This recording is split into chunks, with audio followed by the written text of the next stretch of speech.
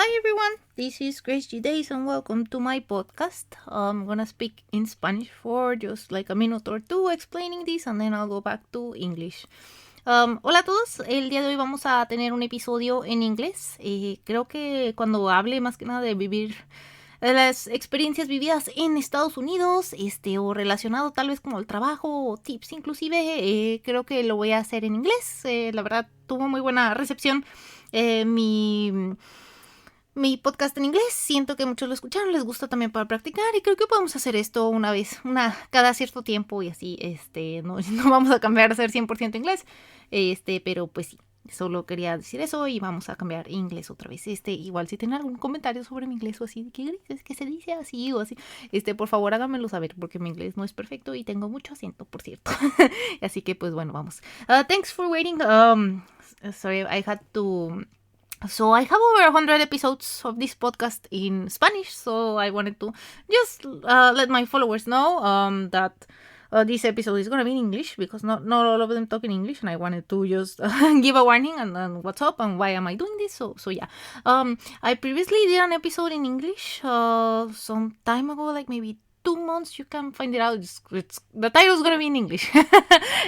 So yeah, that went pretty well. I had very good reception, and I think most people liked it. So I was like, okay, maybe if I speak about work, life in tech, life in the US, I can speak in English. I think people will like it and learn from my experience. And I've also have several followers in social media, which I've had like for years already, and they're they are English speaking. So thanks if you're one of them and putting up with my Spanish content, because I don't usually speak in English on my social media. So thanks for being here and listening to me. So okay, what's this episode gonna be about? I'm about to title it should I be friends with my coworkers, and then like experiences making friends in the US, right? For some background, I am Latina. My family is Latin America. I come from Mexico. So I'd say there's some cultural differences here, and I want to start with that. My first time living in the US, if we don't include the around 6 months I lived in Canada, but they were pretty similar now that I think of it. So let's say it was on 2016. Let's start counting when I did my first internship in the US. I came to the US and so yeah, started working in Boston along with I think we were like maybe 20-30 interns, but inside my organization on the company we were like 7, I think. I still know some of them and speak to them, so that's cool. You know, that was like 7 years ago or something like that. I remember being in my internship, and because it was in Boston, for example, Microsoft interns go and they have, I don't know, like I'm just gonna throw estimates here, but maybe like 1,000 interns in Redmond, right, which is where Microsoft is based. So I knew they had all the parties and all the events and stuff. But in Boston, it wasn't like that. We were like few interns, and let's say like even less women. You know, there's not that many women in tech. So what happened? I went there. I made some friends, and I made this friend. Let's call her Mary. And so yeah, I was friends with Mary, and we spoke like by chat, and it was fun. And I remember one weekend I was like, hey, what are you gonna do on the weekend and stuff, right? You know, I'm there, I'm alone, I don't have my family there, so I was like, oh, that'd be nice to like hang out with somebody. So yeah, I remember texting her and be like, hey, what are you gonna like do on the weekend? And she was like, yeah, I'm gonna watch Netflix and be in my house. Sorry, where she was renting, right? Not a house, but we were very young. But I remember I was like, oh, cool. That's where he died. I didn't say I want to hang out or something, because I don't know, I just felt this weird vibe like I want to stay in my house. So it's like, okay, fine, stay in your house. I am not a party person or like I also like staying in my house, but for example, back in my life in Mexico, yeah, I had my best friend, and my best friend went to my house, and sometimes I went to hers. So yeah, or we gathered among friends, you know, maybe like 5 friends in a house and talked, ordered pizza, played Smash. So for me it was like, oh, I consider myself an introvert, but I still like had my friends, my circle, and we hung out and stuff. So it was pretty odd for me, for this like person who do not want to hang out. And that was the whole summer. We didn't get to hang out other than like on outings. And you may say like, oh, maybe she just didn't like you that much. Yeah, maybe she didn't, I guess. But it was odd because I think we were like really fun by chat. But I was like, don't you want to like take a step further and maybe go on adventures or something? But no, no, she wasn't interested. And so that's okay. But that just was like a preview of what my life would be like after moving to the US. So I go back to school with my friends. I have my boyfriend and stuff. And then I graduate from university. And so I'm back in Boston in 2017. And yet I'm alone again. So yeah, it's natural for me when I came back to my job, and I already knew some people like from my team and from the experience the last summer, which was around, I think it was a period of like 8 months between I had left and came back, right? So I was like, okay, are these gonna be my new friends? Like, where do I meet people, right? How do you friend when you're an adult, right? So it was kind of hard for me. I remember we started a Dungeons and Dragons group, and I really appreciate it. I really love those guys. I think they were my they saved me, because really I think I would have been very alone if it weren't for Dungeons and Dragons. So I lived in the US by myself around like was it like 1.5 years or two? So then my now husband moved in with me, and but still my life didn't change much as in friends, because we were alone there. We were two Mexicans in Boston working for big tech in Boston, with not many Mexicans around. There were no Mexicans in my building. I remember there was one Mexican in my building, and it was the receptionist, and we got along well. So yeah, I felt lonely. I liked going to the Dungeons and Dragons gathering. We used to do them on a weekly basis, and it was fun. So for me, they were my friends, and I was happy. At least I perceive myself as happy. Now that my life has changed so much, I was like, maybe I felt alone. But the thing is, when we were in Boston, also then the pandemic came, COVID and stuff. So there was also lots of time to be alone, that we just we're alone, because that's how the circumstances were, right? So I would say that time I got to be alone and with few friends was little, and maybe if it had lasted more years, then maybe it would have had like it would have been bad for me. And what do I mean here? So yeah, I saw this group of friends every week after work. But I noticed they had like, everyone had a life outside from work, right? But I noticed also they had like more friends. I was the only one who didn't have more friends. One of those guys, actually two, were very, very nice, and they invited me like to their birthday parties and stuff. So yeah, guess what? I had plans with friends 2 times per year. So yeah, I was pretty lonely. So but there's some interesting topics here I want to explore a little bit, right? So also sorry about if my language is kind of limited, and that's just because I well, I was gonna say I think in Spanish and then translate, but that's not true. Like, it depends, I guess, but still. So yeah, what happened? So I'm friends with the people in Boston, and so the first thing is they're all guys. Second, they're all like I think the one, okay, so there was one like my age, but then the rest were like 10 years older, maybe 8 or so. So for me it was not weird. I was like, this is what it is, and they're nice to me and they're my friends. But then I realized over the years, and then once I left and stuff, that maybe they weren't.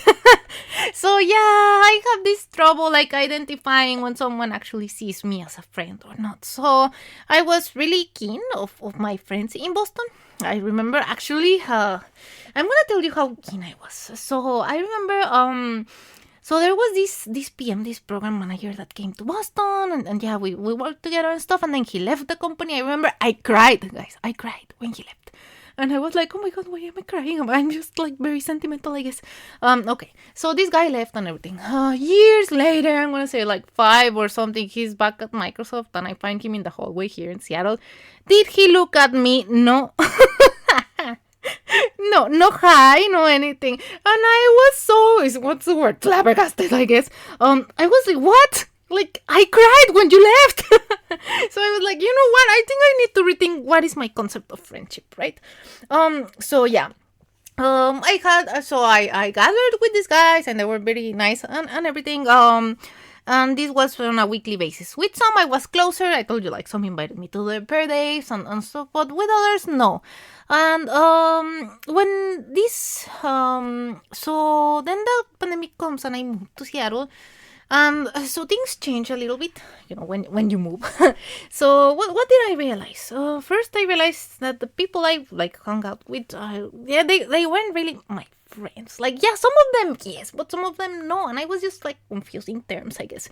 I'm gonna blame it also in me being Latin American. That I think at least Latin American people, and coming back to the experience with this girl that's named Mary, I felt that just our cultures are very different, and in Latin America I feel you want to be friends with everybody. So for example, in a work setting in Latin America, it's someone's birthday and they bring cake, right? And they so they talk about their lives and actually hang out outside of work. And I think it's pretty normal in Latin America. But I feel here it's not that normal. Like, yes, hanging out outside of work is cool if it gets you, like, out of work, right? So, but if it costs you your personal time, then no. That's like when they draw the line, right? So that's where I found out, like, oh, well, these people are happy, like, if for gatherings because they are not working and not really because, like, we're spending time together, I guess. I don't know. So once I move here and I, like, start losing contact with the people there, not with everyone, I'll say, but that's when I realized, like, maybe they were not my friends.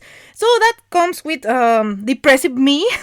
So let's say it's 2021 and I find out, like, oh, these people, did they like me? Did they? So I was really sad and I was really disappointed. So I remember also I changed team. So now I didn't even, like, get to talk to them with them anymore, like, not even by chat. So I felt very alone. And then I came to this new team and I felt like nobody asked me, like, how are you? How's your life? Who are you? Like, luckily the friends that I had here were friends I had made, like, from before moving here. I was like, I don't know. I just, it was such an odd experience. And I remember being very, like, upset, I guess, like, oh, I think I don't know what friends are. Also, when I moved to Seattle, we have lots of Mexican friends in here, so our lives changed completely.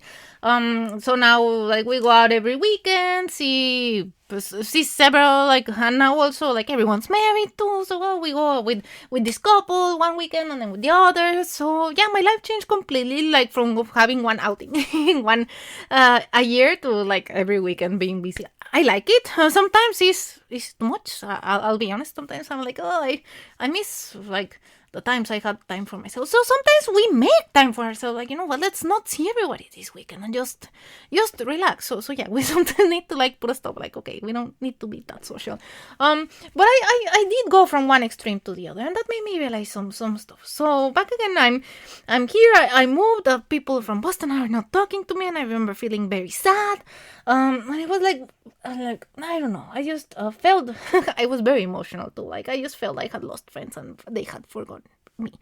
But it's natural because you, like, go a distance from them. The daily interaction also, like, stops. So it's normal for people to like I'm not gonna say what's the word for this. Sorry for my limited vocabulary, but it must be like split. No. Just, like, people go their own ways, and that's pretty normal. No, it's fine. That's how life works. So then again, going back to my Latin American background, I feel it's pretty easy for me to, like, oh yeah, like, make friends and why? There's many sayings in Spanish that regard like work and family, and one of them that's really gotten into me is it's the saying that goes like, you see your coworkers more than you see your family sometimes, and it's true. Especially if you go to office, for example, you see these people 8 hours a day, and I am. So for example, example, when my husband goes to work, I go to work. Sometimes we see each other like from 6 to 12 p.m. and then you sleep and then wake up 8 a.m. Everyone's like going back to their work. So you're like, oh yeah, really, I have interaction with these people more than with my own family. So that's why in Latin America it's very important to have good relationships with your coworkers, because they are the people you talk to every day. So you imagine me coming here and like I see people are not interested in each other's lives. I was like, what is happening? This is really depressive. This is really sad. And I had the opportunity to talk to some people, like friends from Boston that went to other places, and they were like, oh, I noticed that too. Like I moved, and the people in the team don't want to be my friends. And sometimes, I mean, it's not that it's you. Sometimes just like everyone, for example, they have babies and they to attend to, or just have their own family or stuff. So I realized that the there's some people like, okay, they do want to like make friends and work and include them in their lives, right? But there are others that like, no, my work is one thing, my friends are one thing, and they don't mix. So, and it's I've noticed this like pattern. It's really evident in people, right? Sometimes I even like test the waters and try to like talk to them and say like, hey, what did you do this weekend? And depending on how they reply, I'm like, yeah, this person wants to be my friend. Like, no, this person wants me to shut up and approve their pull request. Yeah. So I think I came with some interesting learning. So I told you I came from like being like, yeah, they're my best friends, to like nobody in the team is my friend, to then again having more friends. What changed? Other people joined the team and they were really nice to me. There's also a Mexican guy that joined the team, and we became friends, like real friends. And I was like, oh, this is nice. Like, oh, there's people that do want to have friends on Sound Boy, and that people that say like, oh yeah, let's hang out and stuff, and like, yeah, let's have our partners also meet. And I don't know, I think that's nice. Maybe that's how I am. But I found out that, okay, so I went from one extreme to the next, right? For like everyone's my friend to no one's my friend. And then I kind of balanced in the middle, like, okay, some people want to be my friend at work and some don't. What's the difference between, one second, between someone being nice and someone being your friend? I honestly, at some points, have a little bit of struggle of distinguishing. Because, I don't know, I think this person's my friend, and then they do things like maybe friends wouldn't do, like, hey, that's kind of backstabbing. I don't know, that's kind of not nice from you. But as in every friendship, there needs to be some clear communication, right? And I think I should, like, exercise a little bit more on that. Like, hey, like, how are you feeling? Like, did something upset you or stuff? Like, just working on home communication. So, again, I'm sorry if I lost my point here. But I realized, so yeah, everyone manages their relationships differently. Okay, and there's some people that don't want friends from work. It's alright. But there's one truth, and that doesn't change, and that's like, you have 8 hours a day with these other people, friends or not. So that's why I like to see it as, okay, maybe they're not gonna be my best friends, right? And I made that mistake at the beginning of my work, thinking like, oh, these people 8 years older than me with their lives and their families here are my best friends. No, they were not. But it's okay. That's part of growing up and being naive, right? Realizing like, okay, like, yeah, growing up, I guess. So I realized, then again, like everyone allows like their work and friendships to mix. Some don't. Like everyone has their own way of managing their life, and that's good. That's great. But what can you do like to distinguish? I recently went to this talk. It was like this woman panel, and they gave a talk I really liked, because it was named like how much is too much or something like that, and it was literally talking about oversharing, and it's this really nice person that was saying like, oh, I go to team meetings and tend to overshare, and people look at me bad or just like tell me to shut up almost, and I was like, oh, I'm that type of person too, right? So we're in a team meeting and they say like, how was your day? I'm like, oh, you're asking me how my day was? Okay, I'll talk about it. And I start like talking. I'm like, oh, maybe that was just small talk and they didn't want to hear about my day. So I felt very identified with that talk, because I also feel like I say too much, and then I'm like, oh, I busted. Now people are gonna think I'm dumb. So yeah, that happens. So it's kind of hard, no, to be your authentic self at work, but still like draw the line between work and friends. And then again, some from work can be your friends, some don't, and but you need to be able to distinguish with who and what, to what extent, right, the friendship goes. And so yeah, I was a little, I mean, I loved the talk, the panel that we had, but it finished and I felt a little sad. I couldn't help it because I guess the teachings from the talk was just like, don't be your authentic self. Like, they don't really care about you. And I was like, oh, this is too sad. But in a point, it makes sense. Like, you're still in a work setting and you need to, like, control what you say and know that, like, measure the situation, but see what's appropriate and what's not to say, right, on a work environment. Like, just don't forget you are in a work environment. And I'm just like, yeah, that's true. What can you do to make more friends at work? Well, so what people do is they do to go to this clubs, or so some people with the same interest join like some email groups, and then they plan activities. Like, for example, there's one like the Japanese friends, and they have lunch and stuff. So yeah, there's ways of like getting to know people that are in your company, like maybe not your coworkers and stuff. I did notice like one pattern I see is that people like from same age tend to gather more. So when I moved in, there wasn't really many people my age, so I felt like really alienated. But as new people started coming, and these people are younger than me, but they started hanging out, and I'm like, yeah, so maybe it was just the age. Remember that I mentioned that in Boston it also felt kind of weird, like I was the youngest one and there was like a big age gap, but that was just because there weren't many employees there, and here there's like many different ages and stuff. So I did notice that one thing that worked was like, oh yeah, just find like people your age, and you, and I think it's more natural to gather. I'm not saying like, oh, you can hang out with someone that's very much older or very much younger. No, you can, but it's just kind of natural, I feel like, associating, right, with people your age range. So yeah, I saw like people join these email groups and stuff to socialize, and I think that's a good idea if you want to make friends at work, for example. What I recommend, and I said I kind of taste the water, like how much do they want to talk, and I am an introvert, so it's hard for me to like, I want to like, I swear I have sometimes wanted to like invite people from my team, just like tell you, like the younger ones, and then we hang out more, to my house, just like, hey, let's play games or something. Meet my husband, he's really cool too and stuff. But then I was like, no, maybe that's not appropriate, right? But that's maybe just me being an introvert. And I've had friends from work tell me like if I want to hang out, and I'm like, oh yeah, cool.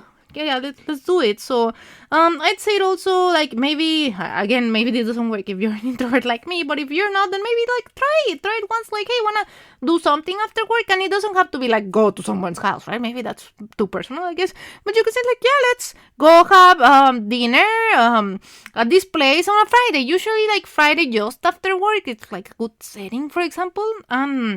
Yeah, see what comes out from that.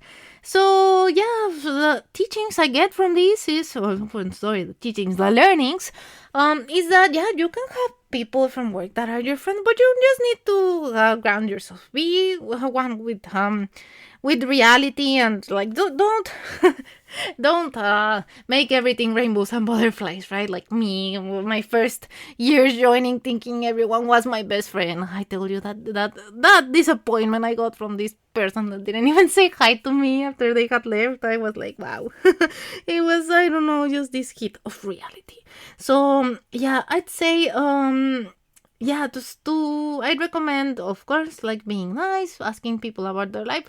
I've just found it so much easier to relate with someone when I actually ask them how their day goes, or just about particular things. Like, for example, one coworker, sorry, I tell you, I sometimes use the terms interchangeably.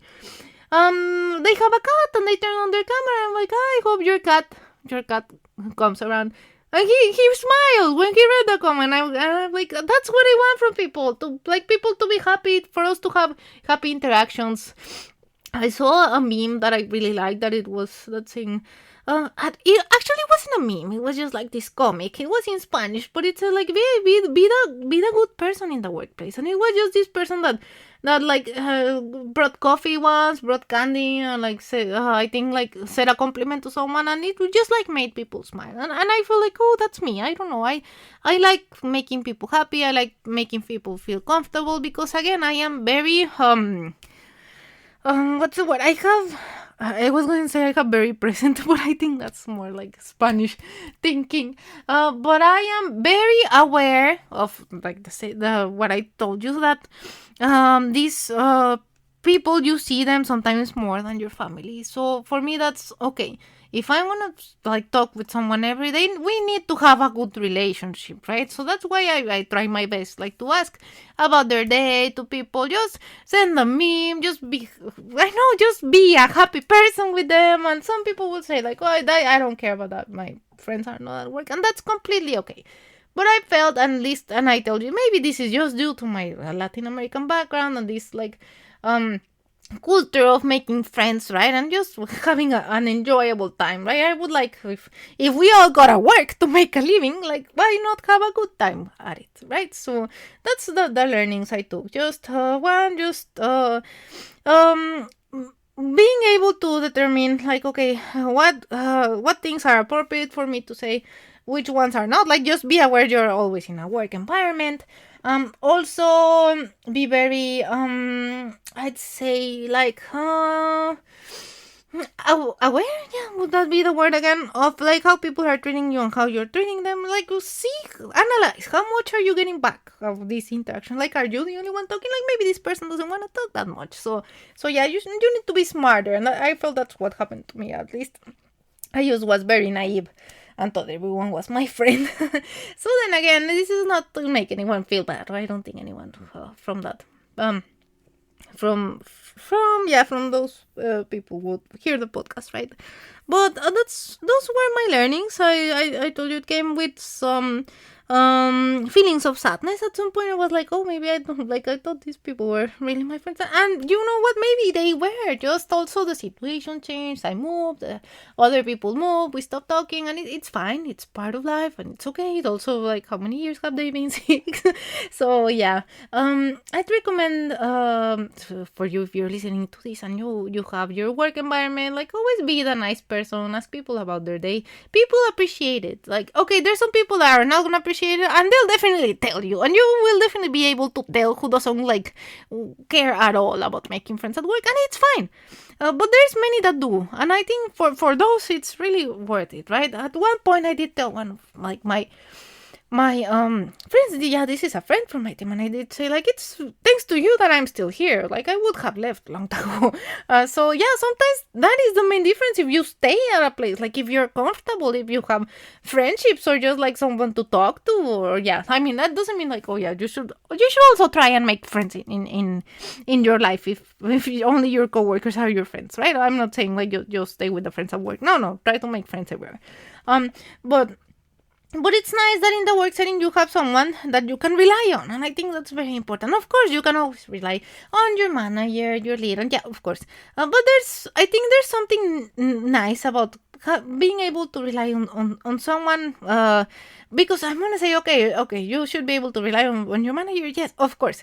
But that's kind of the point, no? Like, that's how the rules go. So it's good when it's something like extra, right? You have this extra contact to talk to if your day maybe has not been that good, and that understand that it's on the same setting than you, right? Because again, people can say like, well, I can tell that to my like partner or like my mom, and that's it. Like, I don't really need to talk to people from work. Yeah, you technically don't need to, but it can.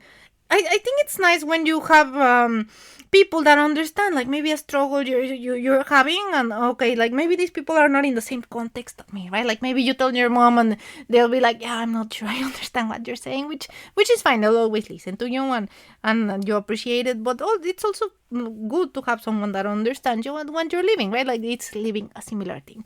So yeah, that's what I would say. I hope this podcast was kind of, I hope you get something out of this podcast. Sorry if I think I still need to practice like my is I wouldn't say my English, because I've had many meetings in English and think in English for technical things and stuff, but more like so this impromptu, right, like talking in English and bringing up conversation topics and stuff. I think maybe there I don't have that much experience, or maybe I lost it because now the people I hang out with during the weekend, we all speak Spanish, right? So it's normal. But yeah, so I'd recommend that. Remember always to be friendly. You never know what other people are going through. I want to close with this anecdote also that I have. For example, I saw this person, like, I don't know, they were first to like to hand in like lots of work, right? And yeah, they'd be working 11 p.m. and stuff. And then like from one point to another, I saw like they were barely there, like they missed meetings and stuff. And I was afraid because and I did mention this in a podcast in Spanish about highly competitive people, that this person is highly competitive. So I was kind of afraid of asking them, like, are you okay? I wouldn't want to feel like I wouldn't want them to feel like, hey, I think you're weak, or like, you're not giving enough or something. No. So I was afraid of asking, but at the end I ended up asking them because I felt something was off. So I was like, hey, are you okay? Like, I haven't seen you around much and stuff. And this is someone I didn't talk to, because again, I have some friends at work, and those we can easily ask each other, like, how are you feeling, and that's good. But this person, no, I didn't have that type of relationship, but I still felt something is wrong. Like, he was like, no, sorry, I've had some personal stuff, but thank you so much for asking and stuff. And I was like, oh, okay, oof, I knew it. so yeah, I think it's pretty noticeable. I'd say just try to be a little bit more aware of your surroundings and how people are, and sometimes they need some help. I'm not saying like, oh, psychiatric help or something. No, sometimes they need people to listen and to ask, right?